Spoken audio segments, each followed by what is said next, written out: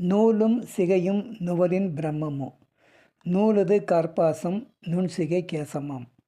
நூலது வேதாந்தம் நுண்சிகை ஞானமாம். நூலுடை அந்தணர் காண நுவலில்லை.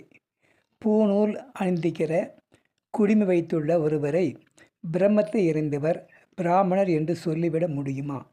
முடியாது என்பது பொருள். நூல் என்பது பருத்தி பஞ்சாலான மெல்லிய இழை. நுண்சிகை என்பது தலைமுடி. உண்மையில் நூல் என்பது மறைப்பொருள் உணர்தல். நுண்சிகை ஞான மார்க்கம். இங்கே முப்புரிநூல் என்பதற்கு இடைகளை பிங்களை சுழுமனை என்றும் நுண்சிகை உச்சித்தலை புருவனடை என்றும் பொருள் விரிபாடும் உண்டு. நூலணிந்த மறையவர்கள் இங்கே சொல்லியவற்றை எண்ணி பார்க்க வேண்டும்.